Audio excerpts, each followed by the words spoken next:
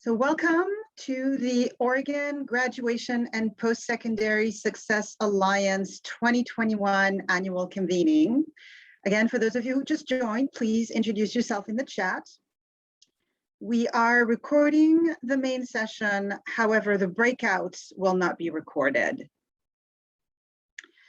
Please also feel free to put questions in the chat as you have them, and we will be monitoring that. So we're bringing you this convening through the Regional Educational Laboratory Northwest, or REL Northwest. This is one of 10 regional educational laboratories across the nation that serve their respective regions. And the goal of this program is to help our education stakeholders use data to address important policy issues and to improve educational practices. So we hold at REL Northwest the contract for the Northwest region, which is the 5 states highlighted on the map, including Oregon. And we provide services to our stakeholders through research alliances like Oregon Graduation and Postsecondary Success, or GPS.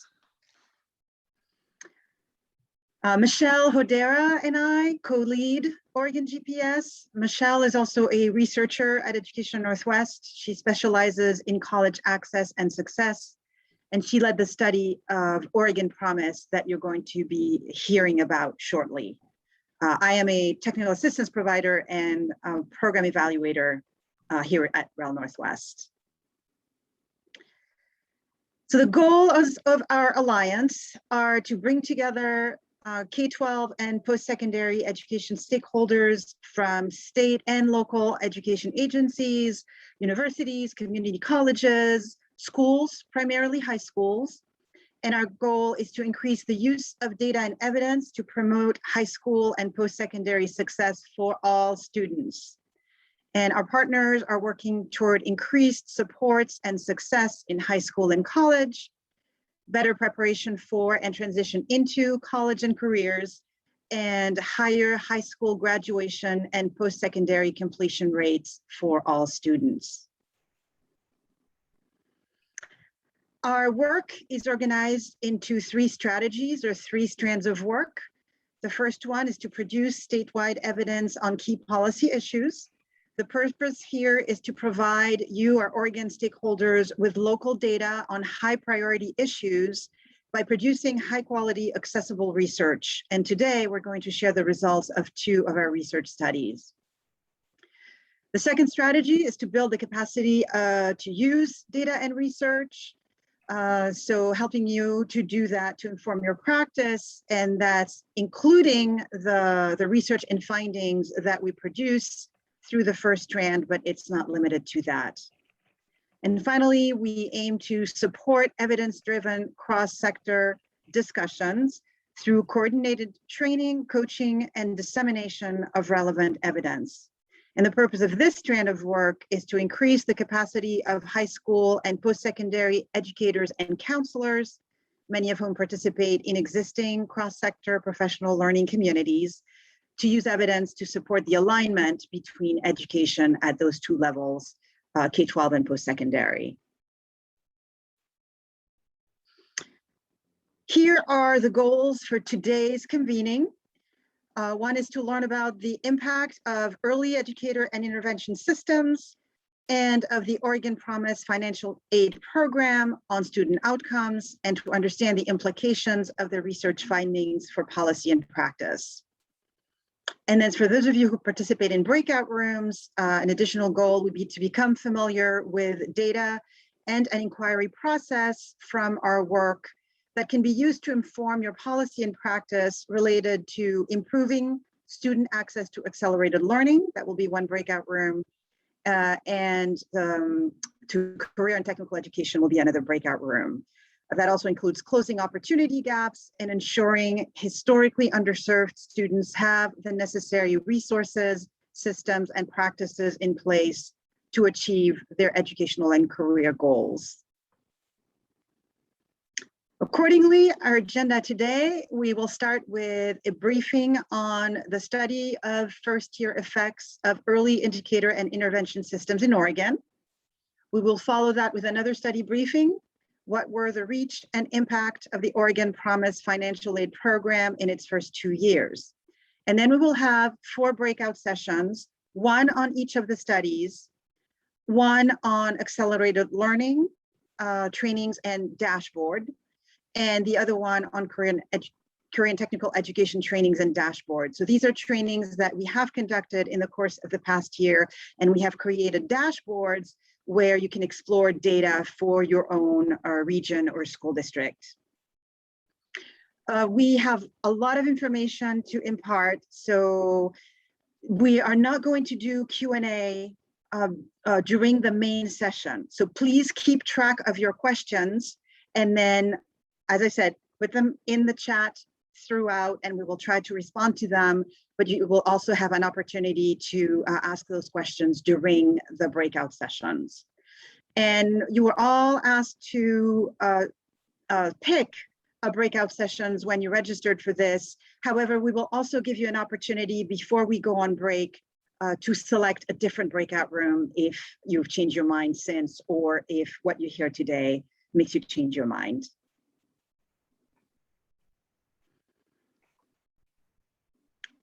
There will also be a longer study coaching session that will give you more information about study design, findings, and implications. And we will put the links to those 2 in the chat. That's if you want to deep dive. Again, we have a lot to present today, so it's going to be pretty high level. And now I would like to introduce our first speakers, Susan Stepanek and Mickey Shi from MDRC. MDRC was a subcontractor on the REL Northwest contract, and they conducted the EIIS study. Susan is a senior associate at MDRC, where she leads rigorous evaluations. Mickey is a research analyst there, and she analyzes data and supports a range of projects. And Susan, Mickey, take it away. Thanks, Hala. As Ella mentioned, I'm Susan Stepanek, and I'm here with my colleague, Mickey Shi. We're both from the nonprofit Social and Education Policy Research Organization, MDRC. And today, we're going to talk about a study of the first-year effects of early indicator and intervention systems in Oregon. Next slide. We'll start with some information about why this study was conducted.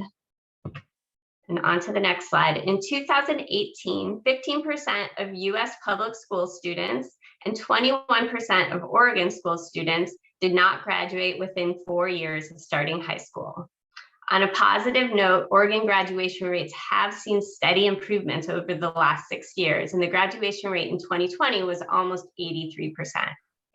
That said, this is still a serious problem because educational attainment is important to students' future employment and earnings, as well as their social and personal well-being and our societal well-being. On average, young adults that haven't completed high school earn about $26,000 per year, not a living wage in our current economy. And these students are more likely to live in poverty, suffer from poor health outcomes, become incarcerated, or depend on social services. Next slide. In November 2016, Oregon voters approved ballot measure 98 to provide funding to school districts for high school dropout prevention and college and career readiness initiatives. The measure provided $170 million in funding for the High School Success Initiative from 2017 through 2019. Many districts use the funding to adopt an early indicator and intervention system, or EIIS. So what is an EIIS? A response team made up of teachers, administrators, and counselors from the school and district meets at designated intervals throughout the school year. The response team uses data to identify students who do not meet on-track thresholds on indicators associated with high school graduation, such as attendance, behavior, and course performance. The response team then determines the best available services for these students, depending on their specific needs. For example, after-school math tutoring could benefit students who are flagged for receiving a D in a math course. whereas a first period check-in could support a chronically absent student. Next slide. When all EIIS components are implemented at a school, it is hypothesized that overall rates of chronic absenteeism and disciplinary infractions will decrease, and course performance will improve. If students are more likely to attend school, engage in classes, and progress in their coursework, they're expected to strengthen their academic skills and build proficiency in core subjects, such as math and English, and to have increased persistence and progression in school, ultimately leading to improved high school graduation rates and career readiness. I'm now going to pass it to Mickey to talk about the research methods and findings. Thanks very much, Susan. I'll jump right into that. So in this study, we explore the effects of EIIS in the first year after districts received their high school success funds. This was the 2018-19 academic year. We look at the first year effects of EIIS on 5 outcomes: chronic absenteeism, or being absent more than 10% of the school year; severe chronic absenteeism, or being absent more than 15% of the school year; disciplinary infractions, or students who are suspended or expelled; course progression, in this case, whether 9th graders accumulated enough course credits to be on track to graduate; and academic performance, or 11th graders' performance on standardized math and English language arts tests. For chronic absenteeism and disciplinary infractions, we looked at the effects of all grades combined, as well as for grades 9 through 12 separately. For course progression and academic performance, we examined grades 9 and 11 respectively, since those were the only grades with available data. The study used a comparative interrupted time series, or a CITS design, to evaluate the effect of EIISs on districts. CITS evaluates program effects by examining whether school districts that implemented an intervention, in this case an EIIS, deviated from their baseline trends, or what happened before EIIS, by a greater amount than a group of similar comparison districts. So we're comparing a group of EIIS districts and how their student outcomes changed over time, including during the implementation of EIIS, to a similar group of comparison districts and how they changed over the same time period, although they did not implement EIIS during that time. The study had 2 key limitations. First, because of the project timeline, we could only examine short-term and some medium-term outcomes. It may take more than 1 year for outcomes to be fully realized. It may also take more than 1 year for school and district staff members to have enough experience to fully implement EIIS as intended. Another important limitation is the lack of implementation information. We'd initially planned to do some implementation data collection, but it became impossible to get these data due to the pandemic and shifts to online learning. Without implementation data, we could not assess whether study findings represent a test of fully implemented EIISs or whether any comparison districts implemented similar programs. So now for what did we find in our study? To recap, our first question was, what were the early effects of EIISs on chronic absenteeism? Again, that's being absent at least 10% of the school year, and severe chronic absenteeism, or being absent at least 15% of the school year. We found that EIIS adoption appears to have reduced chronic absenteeism overall. The effect appears to be concentrated in grades 10 and 11. EIIS adoption appears to reduce rates of chronic absenteeism by more than 5 percentage points for students in grade 10 and more than 6 percentage points for students in grade 11. Although the percentage of chronically absent students also appears to have declined in grades 9 and 12, these differences are not statistically different from 0 and should be interpreted with caution. Findings are similar for severe chronic absenteeism.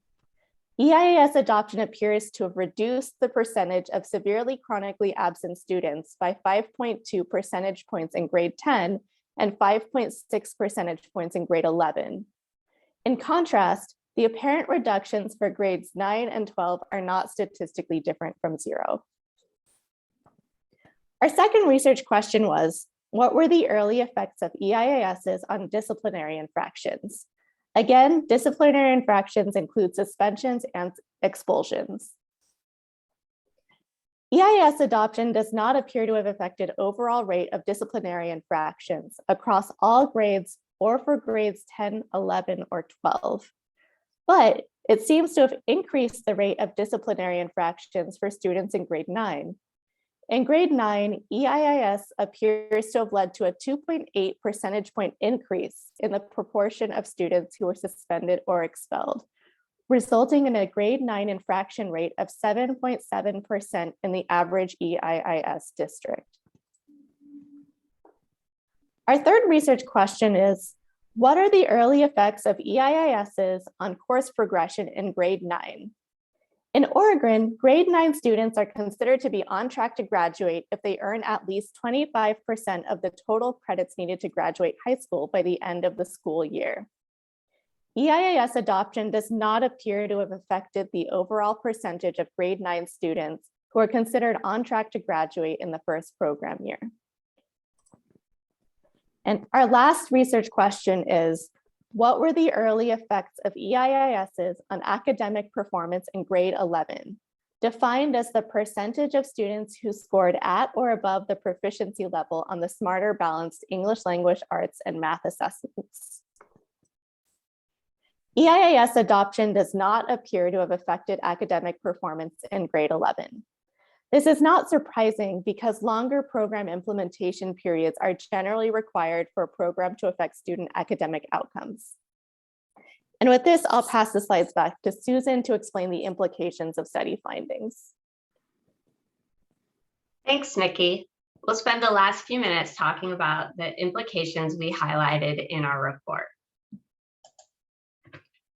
First, the mixed findings suggest that Oregon might want to do further research to identify the indicators and interventions most beneficial to students. During the first year, EIISs appear to have reduced the proportion of students who were chronically absent, making it worth exploring whether using an EIS to target and support students with attendance issues might alleviate the problem of chronic absenteeism. In Oregon, approximately 30% of high school students are chronically absent and about 17% are severely chronically absent. The study did not find positive effects in EIS districts on other outcome measures and found one negative effect on disciplinary infractions in grade 9. The Oregon Department of Education may want to gather more evidence on the effectiveness of EISs on different student outcomes across Oregon to provide guidance to school districts on whether to consider dropping disciplinary infractions from their indicators or changing the interventions they use when students are identified as meeting or exceeding the disciplinary infraction threshold. Second, additional effort might be needed to ensure that the EIS initiative supports grade 9 students, as the outcomes for grade 9 students in the study were less promising than for other grades. As students transition into high school, they often experience less support, larger class sizes, and less personal attention from teachers, and they encounter more demanding coursework, higher academic expectations, and stronger social pressures. As a result, they are more likely to disengage during grade 9 than other grades, and disengaging in grade 9 is highly correlated with failing to graduate later. Therefore, it might be particularly important for districts to use EISs to support students who struggle in grade 9. Districts that implement EISs could offer additional training for staff that work with grade 9 students and ensure data from the middle grades are accessed and properly reviewed at the start of grade 9.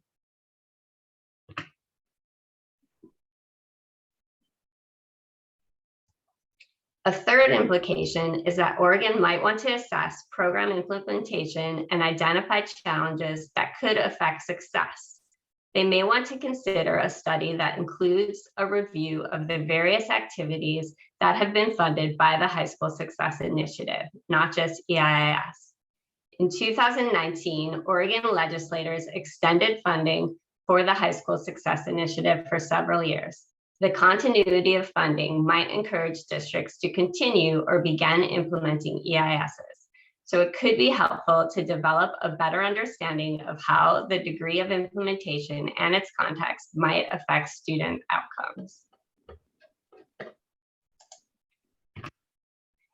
And finally, to understand the effects of a mature EIS program, the Oregon Department of Education and participating districts might want to consider a follow-up study of the longer-term effects of EISs, as it may take longer to see effects on medium and longer-term outcomes.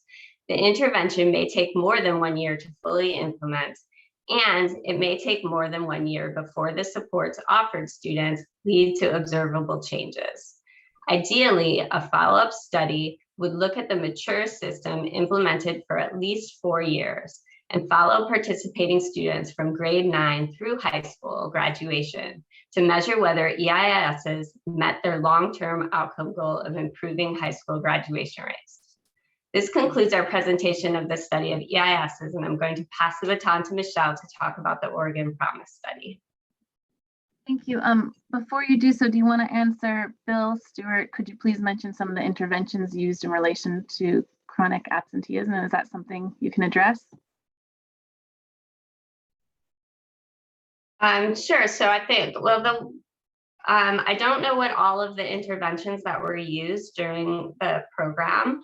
Some of the interventions used to address chronic absenteeism include doing a check-in, let's say a daily morning check-in with the student to identify whether they're at the school, and if they're not, to call home or call the student or touch base with them in some way. Also connecting with parents and family to figure out why the student is absent is another way that attendance is dealt with. There's probably several other ones that happened during the study, but we weren't able to do implementation research, so we don't know exactly what the schools were providing in terms of implementing the services. Thank you. Okay, so if there are other questions, you also have an opportunity to speak with Susan and Mickey at the breakout. There's also, Michelle, there is another question in the chat. I think this may be a question for ODE. So if there's someone from ODE in the audience who have a question or an answer for Angie's question, yeah. that would be great. Otherwise, Angie, we can reach out to ODE after this, and then I can get back to you. I messaged Angie, and I think Heck is actually could weigh on that. Weigh in on that. So thank you, everyone. So good afternoon, and thank you, Susan and Mickey. My name is Michelle Hodera, and I'm going to present our second study. So we just heard about an intervention that is intended to support high school graduation, and so we're going to move from high school graduation into the post-secondary pathway and think about an intervention that is intended to support post-secondary access and success. And so this study is our study of Oregon Promise, entitled "What Were the Reach and Impact of the Oregon Promise Financial Aid Program in its First 2 Years?" And this study will be released next Monday, November 15th, but our funder IES has given us permission to present findings to you all now ahead of release. So first, I'm going to talk about why this study topic is important. So in the United States, gaps in college enrollment and completion based on family income have widened, resulting in increased inequality in educational attainment. So this is a figure from Bailey and Donarski's work. And you can see the red line in this figure is higher than the blue line, which represents college enrollment rates for individuals at different income quartiles. And the red line represents a college enrollment rates for individuals born between 1979 and 1982, and it's higher than the blue line, which represents college enrollment rates for individuals born between 1961 and 1964, because college enrollment rates have increased across all income groups over time, which is good.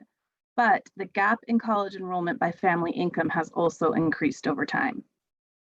So here you see that among individuals born between 1961 and 1964, 19% of individuals from the lowest income families enrolled in college compared to 58% of individuals in the highest income families. That's a 39 percentage point gap in college enrollment by income. But among individuals born between 1979 and 1982, 29% of individuals from the lowest income families enrolled in college compared to 80% of individuals in the highest income families. That's an enormous 51 percentage point gap in college enrollment by income. So this is another figure from Bailey and Donarski's work about college completion that shows the same pattern. Again, the college completion rates have increased over time for individuals in every income group. But like college enrollment, the gap in completion by family income has also increased. And so you can see that among individuals born between 1979 and 1982, there's a 45 percentage point gap in college completion by family income. So there are serious implications for these widening gaps in college enrollment and completion. We know that post-secondary education attainment offers many benefits for individuals in society, including increases in lifetime earnings and improved health outcomes, job satisfaction, and social mobility. But these benefits are not uniformly distributed in this country because higher income students are much more likely to enroll in and complete college. So financial aid is essential for expanding college access among students from low and middle income households, and research has consistently demonstrated the positive effects of federal and state financial aid programs on post-secondary outcomes. Promise programs are relatively new financial aid models that cover all or nearly all tuition. Unlike traditional forms of financial aid in which eligibility is primarily based on merit or need, Promise programs use residency in a district, city, or state as a key eligibility criterion. As many of us know, Oregon was the second state in the country to implement a statewide Promise program.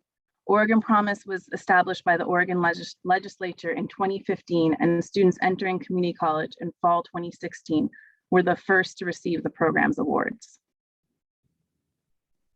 So this box illustrates the very basics of Oregon Promise, but it's more than this, but this is the basics. So Oregon Promise award amounts cover the average cost of community college tuition for students who earned a cumulative GPA of 2.5 or higher. Students also have to have graduated from high school. To receive the award, students must enroll in one of Oregon's 17 community colleges within 6 months of high school completion. Oregon Promise is open to Oregon residents with a high school diploma or GED test credential. This study focuses on public high school students only. So I'll briefly review the methods for this study. So the study has two main research questions. The first question is, which public high school seniors in 2015-16 and 2016-17 did Oregon Promise reach and serve? To address research question one, we use descriptive methods, which I'll discuss as I present the findings. The study sample includes all Oregon public high school seniors in the 2015-16 and 16-17 academic years. Thank you. And then the second question, click, is what were the impacts of the offer of the Oregon Promise Award on public high school graduates' college enrollment, first year persistence, and longer term persistence or completion? So to address this second question, we use two different quasi-experimental designs that provide estimates of Oregon Promise's impact on student outcomes. The main approach is called a regression discontinuity design. And in that design, we estimated program impacts for high school graduates with grade point averages close to the 2.5 eligibility criteria. So students with GPAs just below and just above 2.5 might be very similar. So any differences in these students' college outcomes might be explained by one group's eligibility for Oregon Promise. This design is limited, however, because GPA is not collected at the state level. So we collected GPA data from 6 districts in the Portland metro area. The design is also limited to 2015-16 graduates only who could apply in the first year of the program, because in the second year of the program, an EFC limit, which comes from students' FAFSA, was introduced. Jenny will put something in the chat about the EFC if you want to learn more about what that is. So regression discontinuity design can be rigorous and used to estimate causal impacts, but results have limited generalizability. To address this, we also used an exploratory approach with a larger sample of students. We used a matched comparison group design to compare the post-secondary outcomes of high school graduates who were eligible applicants who were offered an award to similar peers who did not apply for Oregon Promise. The sample for this analysis included public high school graduates in the Portland metro area only, and all public high school graduates in Oregon. So just as noted, the limitations of the impact study are that the main approach only includes students who graduated from public schools in the Portland metro area in 2015-16 with a GPA close to 2.5, and these results may not generalize to other students. To support findings from the main approach, the exploratory approach used a matched comparison group design that is less rigorous, but has greater generalizability. These findings pertain to all high school graduates in Oregon. So now I'll walk through the findings. Again, the first question is descriptive, and we looked at which public high school seniors in 2015-16 and 16-17 did Oregon Promise reach and serve. First, the study addresses the following sub-question to assess the reach of the program. How were the demographic characteristics and school locale of Oregon Promise applicants similar to or different from the characteristics of all Oregon public high school seniors? So nearly 1/4 of public high school seniors applied for Oregon Promise in the first 2 years of the program. This table shows you some of the characteristics of all seniors and all Oregon Promise applicants. We found that Oregon Promise applicants reflected the demographic composition of Oregon high school seniors in 2015-16 and 16-17. For example, 68% of all seniors and 69% of all applicants were ever eligible for free or reduced price lunch in K-12, and that's a measure of economic disadvantage. The only large differences between applicants and seniors occurred by gender and special education status. Applicants were more likely to be female than male, and this reflects the fact that females are more likely to apply for and attend college compared to males. And applicants were less likely to have ever received special education services in K-12 compared to all seniors. And applicants were slightly more likely to be former English learner students who were reclassified before high school than all seniors. Next, we asked, how did the number, percentage, and characteristics of applicants, eligible applicants, and recipients vary in the first and second years of the program? So Jenny will put definitions of these in the chat, and so that you can have a definition of what an applicant is, eligible applicant, there you go, and recipient. So as many of you may know, an EFC limit is added to Oregon Promise in years where there's a budget shortfall. So in the second year of the program, Oregon introduced an EFC limit, and HEC removed the EFC limit and funded all eligible applicants in subsequent years. The EFC limit was implemented again for students entering college in 2021 in response to state budget cuts during this global pandemic. And so these findings are intended to show us what happens to the composition of applicants, eligible applicants, and recipients when an EFC limit is introduced. So in the second year of the program, there was a similar number of Oregon Promise applicants, but fewer eligible applicants offered an award and fewer recipients. And compared to the first year of the program, eligible applicants and recipients in the second year of the program were more likely to be from low-income households, students of color, and former English learners. So next, we had GPA data from Portland metro area only. And so using this data, we wanted to explore how the number and characteristics of potential applicants might be expected to change if the GPA eligibility requirement were ever lowered. So data from the Portland metro area suggests that lowering the grade point average requirement for Oregon Promise would have potentially increased the size of the applicant pool. We estimated the applicant pool would have increased by 19% in the Portland metro area.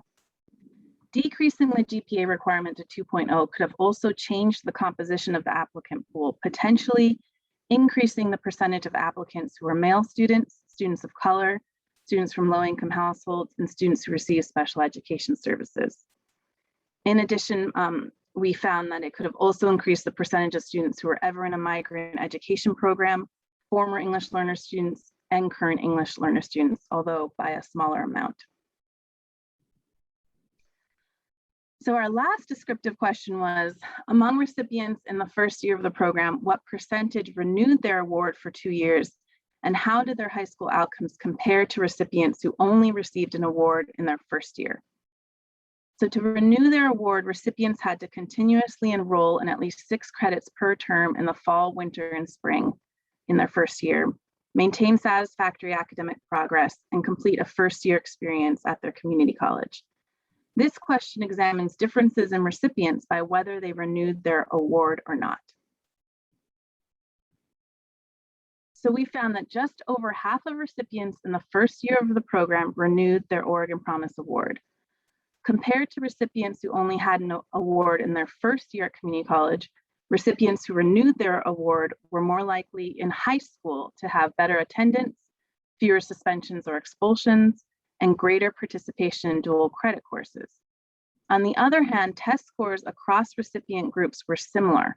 Between 79 and 82% of recipients met or exceeded state standards on the Smarter Balance math assessment, and between 90 and 92% of recipients met or exceeded state standards on the Smarter Balance reading assessment. So next, I'm going to talk about the second big question. This is the looking at the impacts of Oregon Promise.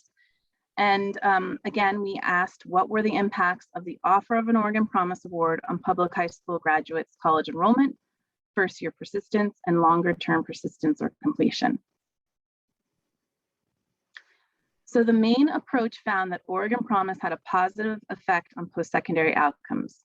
For 2015-16 public high school graduates in the Portland metro area with grade point averages close to 2.5, the offer of an Oregon Promise Award had a positive impact on persistence to the end of the first year of college and still being enrolled in college or completing college by 2019-20. But impact estimates are imprecise.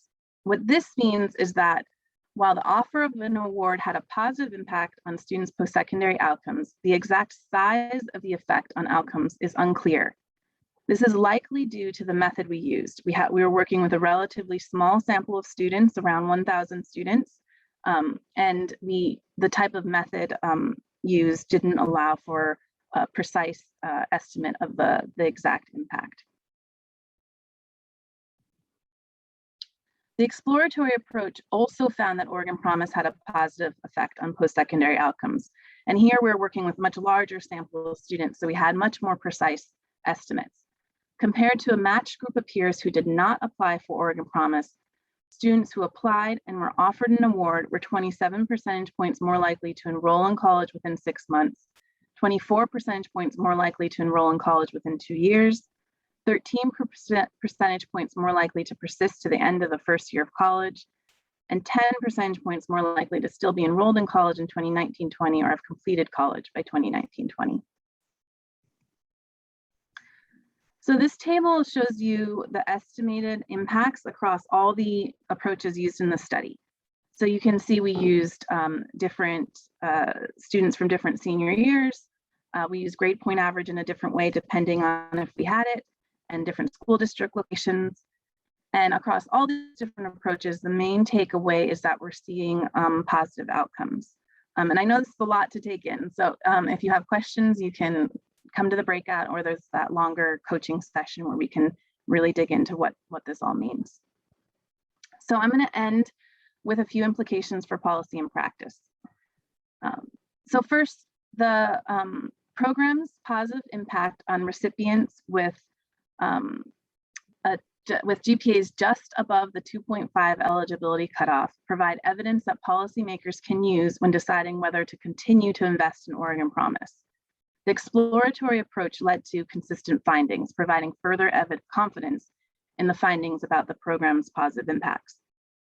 That the program had positive impacts for some students may provide evidence for expanding the program by reducing the eligibility requirement, though more research would be needed to confirm whether positive impacts persist.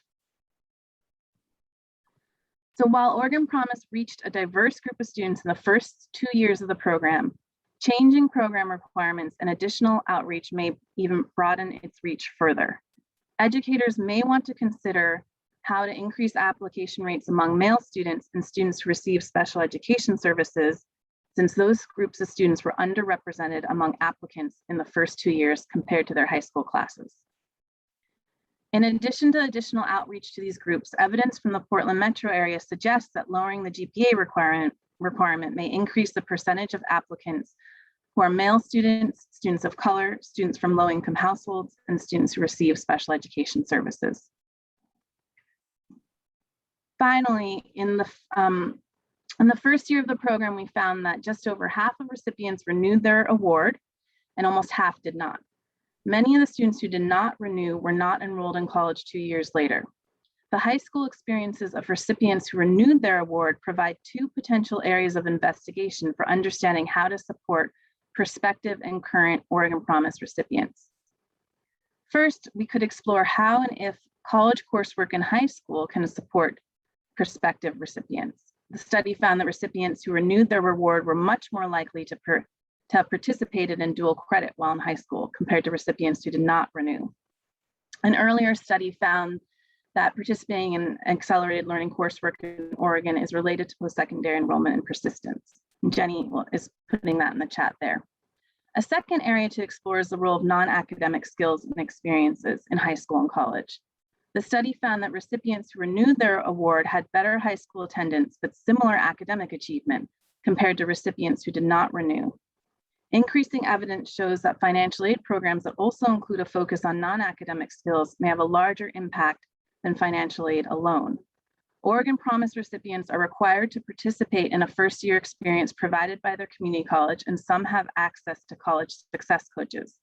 The study did not explore recipients' experiences with these services, but these services like college success courses and coaches could potentially support recipients' renewal of their award and college persistence. So I'll just check the chat to see if there's questions. That's the end of my presentation. And I just, before I turn it back over to Ella, I'd like to thank all the data providers. So this study wouldn't have been possible without data from, of course, the Higher Education Coordinating Commission, the Oregon Department of Education, and 6 school districts in Portland that provided GPA data. So I'll turn it back over to Ella, unless there's a question. And is there data available disaggregated by race? So we didn't look at the impacts, program impacts by race because of just getting into sample size issues, but the study looks a lot at who the program reached by different student characteristics. So with that, I'll turn it back over to Ella.